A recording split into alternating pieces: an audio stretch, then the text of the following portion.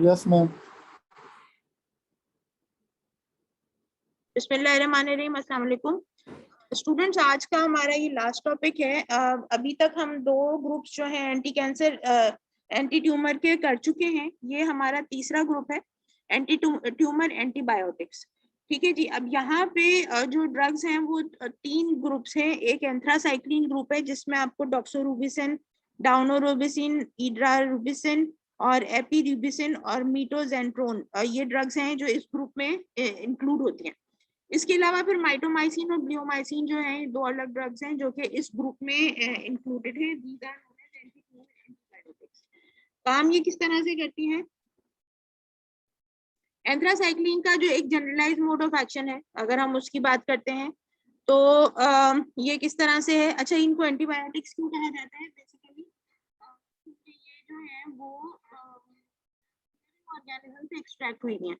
ठीक है, जिस तरह से हम जो बैक्टीरियल एंटीबायोटिक्स की बात करते हैं उसी तरह से ये भी है। स्ट्रेप्टोमाइसिस प्यूसिटियस वारकेसियस ये जो है जो ऑर्गेनिज्म है ये मोस्ट प्रोबेबली एक फंगस है, उसमें से ये एंथ्रासाइक्लिन आइसोलेट किए गए हैं। और ये जो जो जो एंथ्रासाइक्लिन कंपोनेंट है वो बहुत साइटोटॉक्सिक है। साइटोटॉक्सिक किस तरह से है? इस तरह से है कि ये जो डीएनए की जो रेप्लिकेशन के जो डिफरेंट फेजेस होते हैं उसमें जो चेन इलोंगेशन का प्रोसेस है उसको ये वो करती है, क्या कहना, इनहिबिट करती है। तो इसमें आपके पास जो मेजर मोड ऑफ एक्शंस हैं जो आते हैं, चार तरह के मोड ऑफ एक्शंस ये ड्रग्स करती हैं।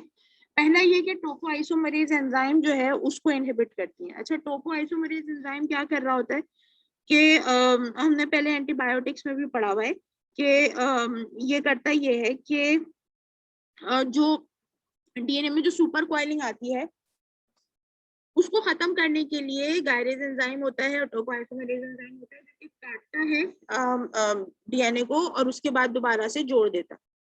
सो ये जो एंजाइम है बेसिकली ये इनहिबिट होता है बाय एंथ्रासाइक्लिन ड्रग्स। तो इस तरह एक तो ये मोड ऑफ एक्शन हो गया। दूसरा ये होता है कि ये जो है आपके डीएनए और जो आरएनए की जो सिंथेसिस है उसमें इंटरेक्शन कॉज करता है बाय मेकिंग फॉल्स ग्रुप्स या bonds, false bonds between the double strands of the DNA. अब वो कुछ इस तरह के डीएनए के स्ट्रैंड हो जाते हैं जो कि फिर जो सिंगल स्ट्रैंडेड डीएनए बनाना पड़ता है हमें रेप्लिकेशन के टाइम पे, वो प्रोसेस रुक जाता है और उसके नतीजे में जो है वो फिर आपको डीएनए की सिंथेसिस ऑब्वियसली जब नहीं हो पाएगी तो उसके नतीजे में क्या होता है कि जो सेल है उसकी डेथ हो जाती है क्योंकि फर्दर रेप्लिकेशन का प्रोसेस रुक जाता है। ऑक्सीजन रेडिकल्स बनाता है और ये ऑक्सीजन रेडिकल्स जो है वो रेडिकल इंजरी कॉज करवाते हैं सेल्स के अंदर by interacting with the thymine of DNA और by interacting the cell membrane। तो सेल मेम्ब्रेन परमेबिलिटी ऑल्टर करते हैं, वो भी सेल को किल कर देता है। और इसी तरह से अगर थायमीन के साथ छेड़छाड़ करेगा और ऑक्सीजन रेडिकल तो ऑब्वियसली थायमीन अवेलेबल नहीं होगा तो रेप्लिकेशन का प्रोसेस जो है वो ऑटोमेटिकली रुक जाएगा। तो ये तीसरा प्रोसेस है। फोर्थ जो प्रोसेस है वो है सेल्यूलर मेम्ब्रेन को चेंज करना, आयन ट्रांसपोर्ट और फ्लूइडिटी चेंज कर देना। आयन यानी सोडियम का मूवमेंट इनसाइड दी सेल बढ़ा दें तो उसके नतीजे में सेल्यूलर स्वेलिंग और आखिर में सेल जो है वो बर्स्ट हो जाता है। तो ये जो आयन ट्रांसपोर्ट और alteration in the fluidity of the cell है ये भी इनकॉर्पोरेट करवाता है। तो ये चार मोड ऑफ एक्शन है एंथ्रासाइक्लिन के, इनके थ्रू जो है ये कैंसर सेल्स को जो है वो किल करता है और उनकी जो ग्रोथ है, फर्दर जो ग्रोथ है उसको ये रोकता है। इसकी जो रेजिस्टेंस है वो किस तरह से आ सकती है कि अगर सेल जो है वो ड्रग को कम ले किसी भी ऑल्टरेशन के नतीजे में, किसी भी म्यूटेशन के नतीजे में, तो रेजिस्टेंस जनरेट हो जाएगी। P450 एंजाइम रिडक्टेज जो है वो अगर उसकी एक्टिविटी डिक्रीज हो जाए तो रेडिकल फॉर्मेशन नहीं होगी। जब रेडिकल फॉर्मेशन नहीं होगी तो ऑब्वियसली फिर उसके नतीजे में क्या होगा कि जो अपना जो फंक्शन परफॉर्म करता है ये वो नहीं कर पाएगा ड्रग सही से। अच्छा, इसमें मोड ऑफ एक्शन रेजिस्टेंस हो गया। इसके बाद एडवर्स इफेक्ट्स के हवाले से अगर हम बात करें तो एडवर्स इफेक्ट में नोजिया, वॉमिटिंग, रेड यूरिन आता है। अच्छा, यहाँ पे एक चीज याद रखने वाली है कि ये रेड यूरिन जो है वो केमिकल चेंज के नतीजे में हो रहा है, इट्स नॉट बिकॉज ऑफ हेमेटूरिया। ये आपका एक बहुत अच्छा इंपॉर्टेंट क्वेश्चन बन सकता है, जरूर प्लीज इसका ध्यान रखिएगा कि एंथ्रासाइक्लिन्स जो हैं वो रेड यूरिन कॉज करवा रहे हैं, बट इट्स नॉट हेमेटूरिया। ठीक है, हीमोचूरिया का मतलब आपको मालूम है कि presence of RBCs in the urine, तो वो नहीं हो रहा है इसमें। ठीक है, इसमें केमिकल चेंजेस के नतीजे में हीमोचूरिया हो रहा है। कार्डियोटॉक्सिसिटी करा सकता है, किस किस तरह से करा सकता है? एक तो अक्यूट चेंजेस करा सकता है 2 से 3 दिन के अंदर अंदर, इरिथमियाज आ जाएंगे, कंडक्शन एबनॉर्मेलिटीज होंगी, ईसीजी में चेंजेस आ जाएंगी, और मायोकार्डाइटिस भी हो सकता है। पेरिकार्डाइटिस भी हो सकता है, मायोकार्डाइटिस भी कॉज कर सकता है। क्रोनिक कंडीशन में कार्डियोमायोपैथीज, हार्ट फेलियर की कंडीशंस आ सकती हैं। जो उसको जो ट्रीटमेंट है, क्योंकि फ्री रेडिकल फॉर्मेशन हो रहा है तो वो मायोकार्डियम को भी डैमेज करेगा फ्री रेडिकल। डोजिंग इसकी कम कर सकते हैं, इन्फ्यूजन बढ़ा दें या फिर चिलेशन, आयरन चिलेशन दें, ताकि कार्डियोटॉक्सिसिटी जो है वो कम हो सके। ठीक है जी, इसके अलावा ये एलोपेशिया करता है, यानी बाल झड़गा देता है, और न्यूट्रोपिनिया करता है, यानी WBCs, यानी जो हम बाकी के तो बेसिकली कॉमन एडवर्स इफेक्ट है जो अभी तक हम ऊपर से नीचे तक सारे में ही पढ़ते हुए आ रहे हैं। जो अनयूजुअल एडवर्स इफेक्ट है उसके हवाले से अगर हम बात कर रहे हैं, तो ये जो कार्डियोटॉक्सिसिटी है ये एक अनयूजुअल चीज है जो कि आपको सिर्फ एंथ्रासाइक्लिन्स में मिलेगा, वो इंपॉर्टेंट है, याद रखिएगा। उसके अलावा एक्स्ट्रावाजेशन कराता है at the site of injection, और उसके नतीजे में जो लोकल टिश्यू है वो डैमेज होने के चांसेस बहुत ज्यादा हो जाते हैं। ठीक है जी, आगे चलते हैं। ये लास्ट वाली लाइन रिपीट हो गई है इसलिए मैं दोबारा नहीं बता रही। अच्छा, अब यहाँ पे जो इसके ग्रुप की जो ड्रग्स हैं, जो 5 ड्रग्स हैं, अगर हम इनकी जो यूज के हवाले से बात करें, क्योंकि बाकी 3 टॉपिक्स जो हैं, रेजिस्टेंस, मैकेनिज्म ऑफ एक्शन और एडवर्स इफेक्ट्स आर मोर और लेस द सेम। ठीक है जी, तो जो चारों 5 ड्रग्स हैं वो एक ही जैसी रहती हैं, पर उनकी जो यूजेस हैं वो चेंज होते रहते हैं। जैसे डॉक्सोरूबिसिन जो है वो जितने रिप्रोडक्टिव सिस्टम के जो कैंसर्स हैं, स्टमक, ब्लैडर, थायराइड या लिवर के जो कैंसर्स हैं, सॉफ्ट टिश्यू सार्कोमास हो गए, चाइल्डहुड डिजीजेस हो गई, जितनी भी कैंसरस चाइल्डहुड डिजीजेस हैं वो जो है वो भी इसमें इंक्लूड हो जाती हैं। इसकी मतलब क्या कहना चाहिए इसको, इसका ज्यादातर चांस है कि ये ड्रग जो है वो ट्रीट कर सकती है। फिर जो चाइल्डहुड कैंसर्स हैं उनकी कुछ जो कॉमन एग्जांपल्स हैं उसमें ऑस्टियोसार्कोमा आता है, न्यूरोब्लास्टोमा, रेब्डोमायोसार्कोमा और हिमेटोलॉजिक मैलिग्नेंसीज जितनी हैं वो तमाम की तमाम जो है ये देखता है। तो यानी इसका मतलब एक तरह से समझ लें कि डॉक्सोरूबिसिन काफी ज्यादा जो ड्रग्स हैं उनको मतलब काफी ज्यादा कैंसर्स हैं उनको कवर करता है। कॉम्बिनेशन में दिया जाता है विद साइक्लोफॉस्फेमाइड, सिस्प्लाटिन, ठीक है जी, और 5-फ्लोरोयूरेसिल। तो ये जो कॉम्बिनेशन बनती है डिफरेंट कॉम्बिनेशंस में डिफरेंट कैंसर्स को ट्रीट कर पाता है ये। डाउनोरूबिसिन जो है अक्यूट माइलॉइड ल्यूकीमिया में दिया जाता है, सॉलिड ट्यूमर्स में देने का फायदा नहीं होता। It's completely opposite to doxorubicin जो कि आप हर तरह के जितने भी सॉलिड ट्यूमर्स हैं उनमें दे सकते हैं। आइडारूबिसिन की जब हम बात करते हैं तो डाउनोरूबिसिन का सिंथेटिक एनालॉग है ये, और सिटाराबीन के साथ कॉम्बिनेशन में एक्यूट माइलॉइड ल्यूकीमिया में ये दिया जाता है। ठीक है जी। अच्छा, अब इसके बाद फिर है एपीड्यूबिसिन, यानी बाकी सब में इतना मतलब वेरिएशन नहीं है कि मल्टीपल ट्यूमर्स को ये ट्रीट कर सके। तो इडारूबिसिन या डाउनारूबिसिन जो है वो यूजुअली एक्यूट माइलॉइड ल्यूकीमिया को ही ट्रीट कर रहा होता है। एपीड्यूबिसिन की अगर हम बात करें तो एडजंक्ट या एडजुवेंट थेरेपी के तौर पे दी जाती है therapy of note positive early breast tumour के अंदर, और मेटास्टैटिक ब्रेस्ट कैंसर्स या गैस्ट्रोइसोफेजियल कैंसर्स, यानी समझने ऊपर जो चेस्ट रीजन है उसके मेजर जो ट्यूमर्स हैं उनको ये upper half of the thorax उसको ये कवर कर रहा होता है। फिर उसके बाद आता है माइटोजेंट्रोन। इसको अच्छा, इसका जो मोड ऑफ एक्शन है ये थोड़ा सा डिफरेंट है। ये ब्रेकेज कॉज करता है डीएनए के अंदर, ठीक है, डीएनए से बाइंड करता है और जो सिंगल या डबल स्ट्रैंडेड डीएनए होते हैं इनको ब्रेक कर देता है। तो ये थोड़ा सा डिफरेंस आ गया है इसके मोड ऑफ एक्शन में, इसलिए इसको अलग से मेंशन किया है। Advance hormone refractory prostate cancer, Hodgkin's lymphoma, breast cancer and myeloid leukaemia, इसमें ये यूजुअली दिया जाता है। एडवर्स इफेक्ट्स के हवाले से अगर बात करें तो कोई खास डिफरेंस नहीं है, सिवाय इसके कि इसमें जो कार्डियोटॉक्सिसिटी है वो लेस मार्क्ड है।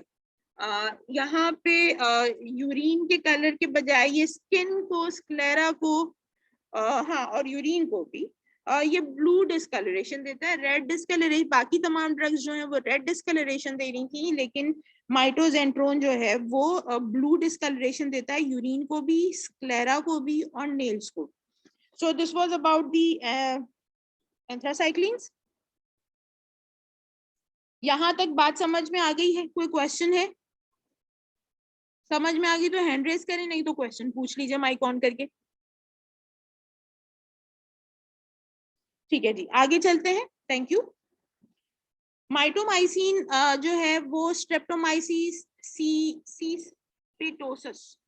सीस्पेटोसिस से निकली है। अगेन फंगल डेरिवेटिव है और मोड ऑफ एक्शन इसका क्या है कि एल्काइलेटिंग एजेंट्स जो कि डीएनए के साथ क्रॉस लिंकेज बनाते हैं वो या फ्री रेडिकल्स बनाते हैं या हाइपोक्सिया करते हैं। तो इस तरह की जो कंडीशंस हैं उनमें ये ड्रग जो है वो काम करती है। वैसे ये एक्टिव है almost all the stages of cell cycle में। ठीक है, जैसे हम बाकी की बात करते हैं कि जी डीएनए की जो एक्टिवेशन हो रही है तो उसका मतलब है कि ये एस फेज की ड्रग होगी। सो ऐसा नहीं है, ये तकरीबन तमाम ही स्टेजेस पे काम कर रहा होता है, क्योंकि अगर हम बात करें कि न्यूक्लियोटाइड फॉर्मेशन तो ऑब्वियसली वो G1 फेज में हो रही होती है। फ्री रेडिकल्स बन रहे हैं तो ऑब्वियसली एनर्जी डिप्लीशन शुरू हो जाएगी। ये जो है ये एनर्जी का जो फॉर्मेशन का जो प्रोसेस है वो G2 फेज में हो रहा होता है। तो अब जब तमाम ही फेज अफेक्ट होना शुरू हो जाएंगे तो ऑब्वियसली माइटोसिस का जो फेज है वो तो रेगुलर सी बात है कि इन तब जब पहले 3 फेजेस ठीक से नहीं हो रहे, उन सब से ड्रग जो इंटरेक्ट कर रही है, तो ऑब्वियसली वो जो चौथा फेज है वो तो हो ही नहीं पाएगा। सो बेसिकली ये जो है वो in combination with radiation therapy दी जाती है हाइपोक्सिक ट्यूमर सेल्स के लिए। यूजेस इसकी क्या है कि स्क्वेमस सेल कार्सिनोमा में ये माइटोमाइसिन प्लस 5-फ्लोरोयूरेसिल एंड रेडिएशन के साथ दी जाती है। Cervical cancers, breast cancer, gastric and pancreatic cancers में भी ये दवा दी जाती है और काफी इफेक्टिव रहती है। इंट्रावेजाइकल इन्फ्यूजन इन ब्लैडर कैंसर्स देना होता है, यानी आपको डायरेक्ट यूरिनरी ब्लैडर में इन्फ्यूज करना पड़ेगा ब्लैडर कैंसर्स में। ब्लड से देने के मुकाबले में लोकल एप्लीकेशन ज्यादा इफेक्टिव पाई जाती है। सो ये एक बहुत इंपॉर्टेंट चीज है। इस एक अनदर मोड ऑफ एडमिनिस्ट्रेशन है ड्रग का कि आप इंट्रावेजाइकल डायरेक्ट जो है वो दे रहे होते हैं ड्रग को। ठीक है, फिर एडवर्स इफेक्ट्स जो हैं इसके वो टिपिकल जो तमाम ही एंटी कैंसर ड्रग्स की हैं, nausea, vomiting, myelosuppression, mucositis, anorexia, fatigue, haemolytic uraemic syndrome. तो ये इसमें से कोई भी चीज अनकॉमन नहीं है। माइटोमाइसिन के बाद आता है ब्लियोमाइसिन। ब्लियोमाइसिन जो है वो अगेन सुपर ऑक्साइड रेडिकल बनाता है और डीएनए के साथ बाइंड करता है और डीएनए से बाइंड करने के नतीजे में सिंगल स्ट्रैंडेड और डबल स्ट्रैंडेड डीएनए की फ्रैगमेंटेशन कर देता है। यानी डीएनए की मतलब मल्टीपल ब्रेक्स देता है। से फॉर एग्जांपल अगर डीएनए का एक स्ट्रैंड है, वो अगर एक दफा भी बीच में से हाफ टूट गया है तो वो किसी काम का नहीं रहता, लेकिन अगर मल्टीपल फ्रैगमेंट्स में तोड़ दिया जाए तो ऑब्वियसली वो तो बिल्कुल ही बेकार हो जाता है। तो it basically helps by super oxide radical formation. It breaks the double-stranded DNA or the single-stranded DNA into multiple fragments. Cell cycle specific drug है और G2 फेज के ऊपर जो है वो इफेक्ट देती है। G2 फेज में आमतौर पे एनर्जी प्रोडक्शन हो रहा होता है, ज्यादातर जो काम हो रहा होता है वो माइटोकॉन्ड्रिया के अंदर हो रहा होता है। तो ये वहां पे क्योंकि एनर्जी बननी और स्टोर होनी है तो ये उसके साथ भी छेड़छाड़ करता है, यानी आपका जो मेटाबॉलिज्म है, सेल्यूलर मेटाबॉलिज्म है, ये इसको भी अफेक्ट करता है, जिसके नतीजे में जो है वो सेल जो है वो माइटोसिस जो अपकमिंग माइटोसिस का जो प्रोसेस है उसके लिए प्रिपेयर नहीं हो पाएगा। अच्छा जी, इसके बाद फिर रेजिस्टेंस है वो नहीं पता है लेकिन डीएनए रिपेयर हो सकती है और इस डीएनए रिपेयर के नतीजे में रेजिस्टेंस होती है। अभी तक रीजन अननोन है कि कौन सा मैकेनिज्म है जो रेजिस्टेंस प्रोड्यूस कर रहा है। मतलब अभी तक जैसे होता है ना कि कोई जीन आइडेंटिफाई हो जाती है कि वो जो है वो मॉडिफाइड या म्यूटेटेड कंपोनेंट बना दे जो कि ड्रग के साथ इंटरेक्ट ना कर सके, तो अभी ऐसी कोई चीज जो है वो क्लियर नहीं हो पाई है।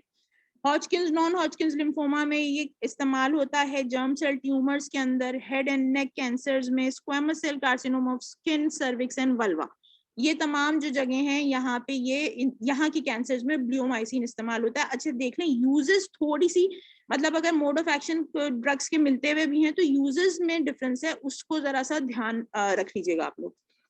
एज स्पेसिफिक टॉक्सिसिटी है, जितनी एज प्रोग्रेस करेगी सिम्टम्स जो हैं वो इंक्रीज होते चले जाएंगे ड्रग के, तो मतलब ये टॉक्सिसिटी इस तरह से प्रोड्यूस करती है। पल्मोनरी टॉक्सिसिटी ये है कि मतलब इतना टॉक्सिक हो सकता है कि आपको दवा रोकनी पड़ जाए, ये इस लेवल तक की टॉक्सिसिटी कॉज कर सकता है। न्यूमोनाइटिस कॉज करता है, कफ डिस्निया, ड्राई इंस्पिरेटरी क्रैकल्स जो कि पेशेंट को काफी तकलीफ दे सकते हैं। तो ये मतलब ये it can produce the adverse effect to the extent कि आपको दवा चेंज करनी पड़े, चाहे दवा काम कर भी रही हो क्यों ना। ठीक है जी। एलर्जिक रिएक्शंस होते हैं, फीवर कॉज करता है, हाइपोटेंशन, म्यूकोसाइटिस, एलोपेशिया तो ऑब्वियसली वो तमाम ड्रग्स ही कर रही होती हैं।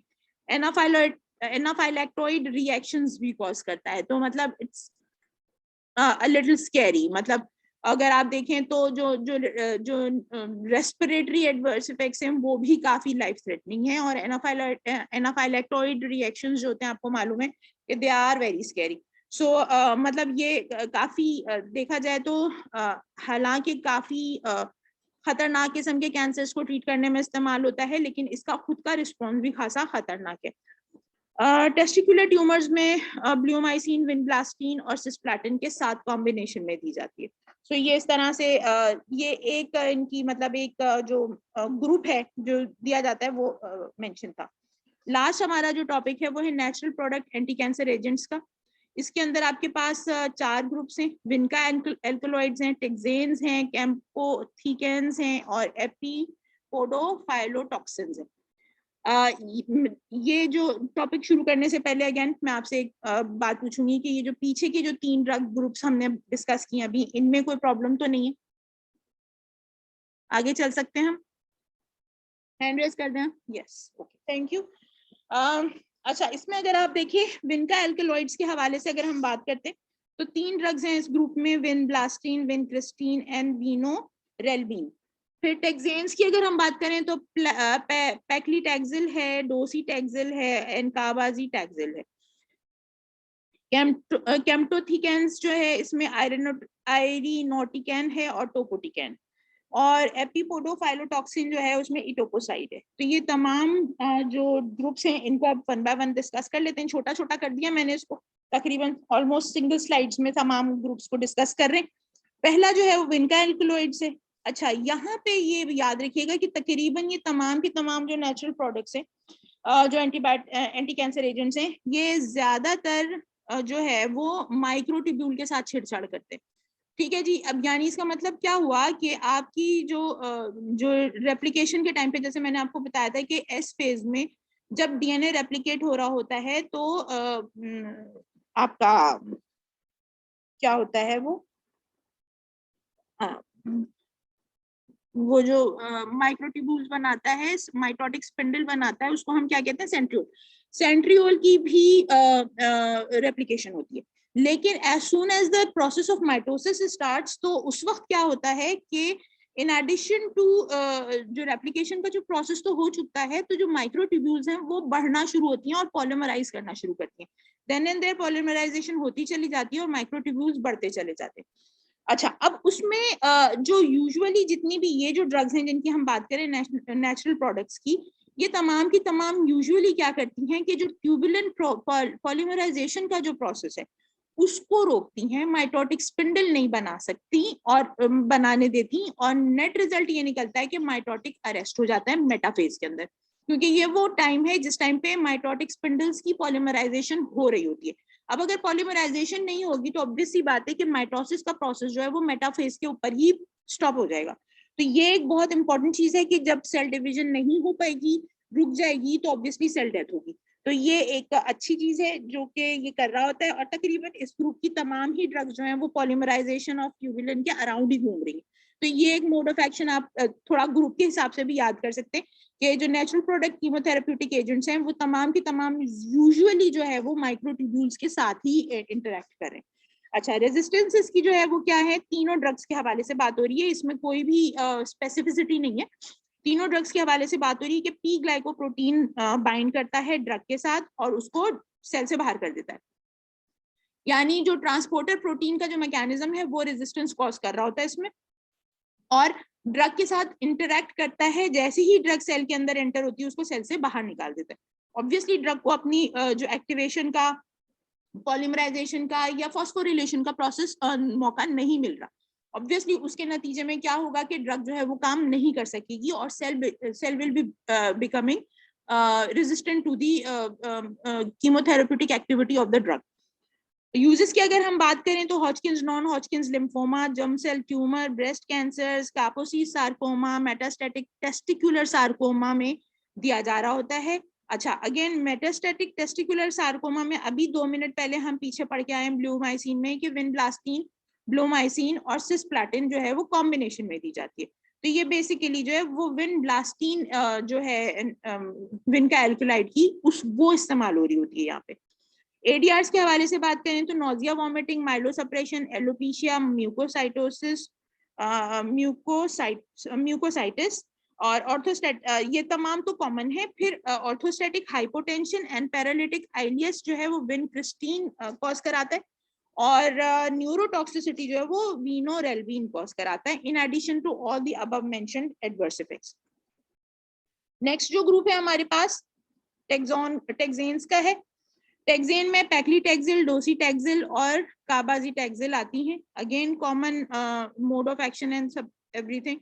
तो इसमें भी किस तरह से है कि interferes, the drug interferes with the mitosis by enhancement of tubulin polymerisation in the absence of microtubular protein. ठीक है जी। अच्छा, अब ये क्या हो रहा है कि माइक्रोट्यूबुलर प्रोटीन नहीं है और ट्यूबुलिन की पॉलीमराइजेशन कंटिन्यूसली हो रही है। अच्छा, उसके नतीजे में क्या होता है कि आपका जो है मतलब कोई भी चीज अगर वक्त से पहले या वक्त के बाद हो तो दोनों चीजें फायदा नहीं देती। अगर वही वाली बात है कि अगर 10 पॉलीमराइजेशंस होनी है, यानी 10 मॉलिक्यूल्स का ऐड होना है, उसमें 50 मॉलिक्यूल्स ऐड हो जाएंगे तो ऑब्वियसली जो एक्टिविटी है वो फिर भी हिंडर करेगी। तो एग्जैक्टली यही कर रहा है। मैंने आपसे कहा था ना कि ट्यूबुलिन पॉलीमराइजेशन के साथ छेड़छाड़ है, कहीं कमी हो रही है और कहीं ज्यादती हो रही है। तो यहाँ पे ये ज्यादती होती है, साथ में जो माइक्रोट्यूबुलर प्रोटीन भी साथ में इंटरेक्ट करने के लिए साथ साथ बन रहा होता है वो मौजूद नहीं होता और खाली पॉलीमराइजेशन हो जाती है जो कि किसी काबिल नहीं होती, और वो फिर आगे जाके माइटोसिस के प्रोसेस को इनहिबिट करती है। अच्छा, सॉलिड ट्यूमर जो, अच्छा यहाँ इसका जो है रेजिस्टेंस मुझको मिल नहीं सका था, लेकिन जो मोस्ट कॉमन, हाँ बल्कि इस पे ये हो रहा है कि जो 2-3 मैंने आर्टिकल्स देखे उसमें ये कि अभी इसकी रेजिस्टेंस पे वर्किंग हो रही है। एज सच कोई वेल एस्टेब्लिश्ड रेजिस्टेंस मुझे नहीं मिली। अगर आपको मिली तो काइंडली शेयर कर लीजिएगा मेरे साथ, देख लेते हैं उसको, लेकिन मुझे फिलहाल इस वक्त नहीं मिल पाई थी, तो इस वजह से मैं इसको यहाँ पे मेंशन नहीं कर रही। अच्छा, यहाँ पे जो इसकी यूजेस हैं वो कहाँ ये यूज होती है, वो है सॉलिड ट्यूमर्स, ओवेरियन और ब्रेस्ट कैंसर जो होते हैं, non small cell lung cancer, small cell lung cancer. अच्छा, non small cell lung cancer का मतलब क्या है कि इसके सेल्स बड़े होंगे। ऑब्वियसली नॉन स्मॉल सेल है तो इसका मतलब है बिग सेल्स का जो लंग कैंसर है, और दूसरा जो है उसमें जो कैंसर सेल्स हैं वो साइज में छोटे रहते हैं, स्मॉल सेल के जो head, neck, oesophageal, prostate, bladder cancers and also कापोसी sarcoma में ये इस्तेमाल की जाती है ड्रग। P450 एंजाइम सिस्टम से मेटाबोलाइज होती है, हेपेटोबिलियरी एक्सक्रीशन है इसकी एसएच। हाँ, इसको ये इंपॉर्टेंट चीज है कि अगर पेशेंट का लिवर फेलियर है तो डोज एडजस्टमेंट करने की जरूरत पड़ेगी। Nausea, vomiting, hypotension, arrhythmias, hypersensitivity, myelosuppression and peripheral sensory neuropathy, जो हम पहले भी बात कर चुके हैं, जिसमें हाथ पैर का सुन होना या टिंगलिंग सेंसेशन होना, ये तमाम चीजें आ जाती हैं, वो इसमें इम्पोर्टेंट है। ये एक और चीज जो बहुत इंपॉर्टेंट बता रही हूँ मैं, वो यही, जैसे मैंने आपसे पहले भी कहा था कि इसकी प्री मेडिकेशन करना बहुत जरूरी है, टेक्सेन स्टार्ट कराने से पहले, इसको हम टेक्सोल भी कहते हैं यूजुअली, जब हॉस्पिटल में आप जाएं तो ये टेक्सोल की अलहदा से एक पूरी ड्रिप बनती है, 1000 सीसी में डाइल्यूट होती है। इस ड्रग को लेने से 24 घंटे पहले आपको हर सूरत में डेक्सामीथासोन की एक अच्छी खासी अमाउंट जो है वो ओरली लेनी पड़ती है, ताकि 24 आवर्स में डेक्सामीथासोन बॉडी को इस काबिल कर दे कि जो भी जो इनिशियल जो एडवर्स इफेक्ट टेक्सोल प्रोड्यूस करने वाला था वो उनकी जो क्या कहना चाहिए, जो इंटेंसिटी है उसमें कमी आ जाए। उसके अलावा फिर साथ में जो है, मैंने आपसे जैसे भी बताया था, डाइफेनहाइड्रामीन दी जा रही होती है फॉर क्या कहते हैं आपका nausea and vomiting. And third, H2 receptor blockers दिए जा रहे होते हैं ताकि ये, क्योंकि ये बहुत सिवियर सीने में जलन और एसिडिटी कॉज करती है और पेशेंट को बहुत ज्यादा, यानी ड्यूरिंग दी इन्फ्यूजन ही बहुत तकलीफ शुरू हो जाती है। तो ये चीजें जरूरी हैं क्योंकि ये हार्ट बर्न बहुत सिवियर किस्म का कॉज करती है। तो ड्रिप शुरू कराने से पहले, यानी कीमोथेरेपी शुरू कराने से पहले ही एक ड्रिप जो है वो डाइफेनहाइड्रामीन की दी जाती है 100 या 150 ml में डाइल्यूट की हुई, और एक ड्रिप जो है वही 100 या 150 ml या 200 ml में H2 रिसेप्टर ब्लॉकर साइमेटिडीन, यूजुअली ये रैनिटिडीन दी जा रही होती है, और ये देकर उसके बाद फिर जो है वो मेडिकेशन जो है वो प्रॉपर स्टार्ट की जाती है। तो ये एक बहुत इंपॉर्टेंट पॉइंट था, मैंने कहा मैं आपको बता दूं क्योंकि ये मेरे सामने होता रहा है, इस वजह से मैंने कहा कि मैं आपको बता दूं जो मैंने एक्सपीरियंस किया हुआ है।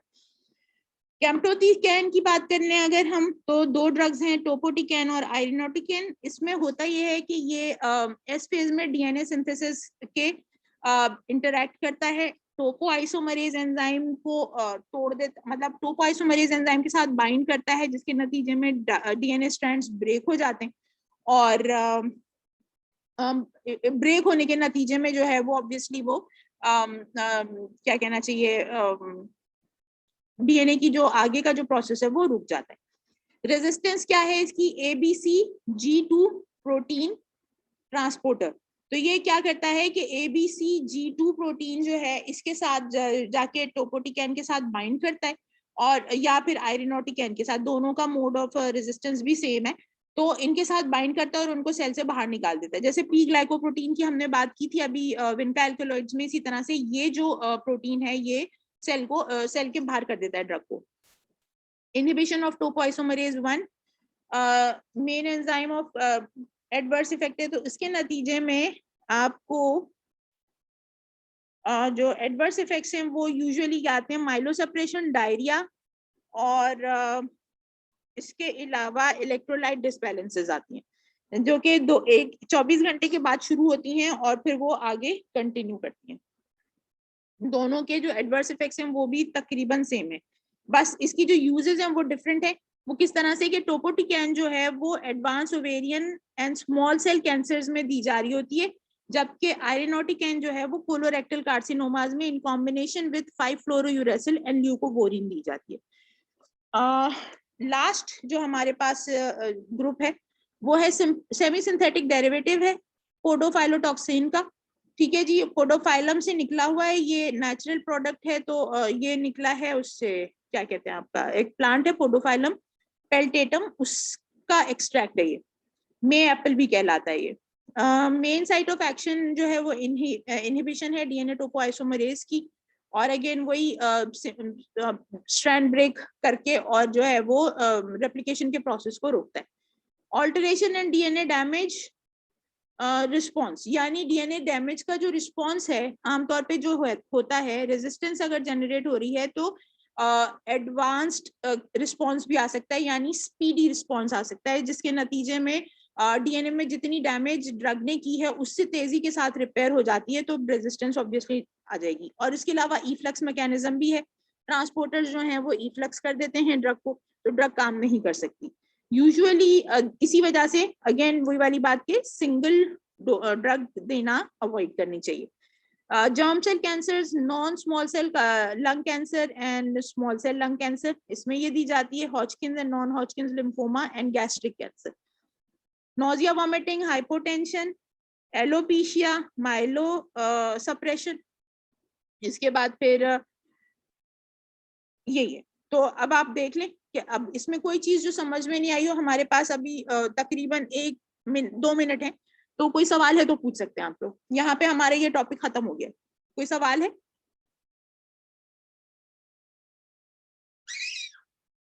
Any question? अगर बोलने में हो रहा है तो चैट मैं चैट बॉक्स खोल देती हूँ, चैट पे कर दीजिए अगर कोई सवाल है तो।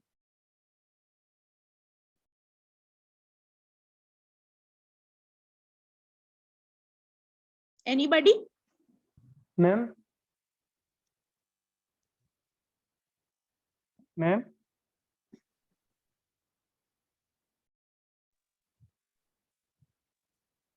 Are you people with me or not? And if you are, I really want to hear something from you. मुझे आवाज है मुझे मैम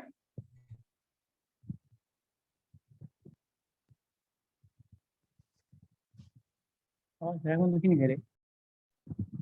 तो अच्छा चलिए अब इस तरह मुझे रिस्पॉन्स कर दें कि क्या चीजें समझ में आ गई हैं।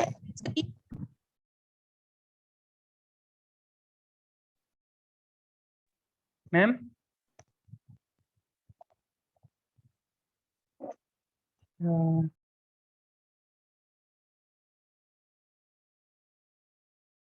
जी चीजें समझ में आ गई हैं? हैंड रेस करके बताइए क्या हम लेक्चर खत्म करें?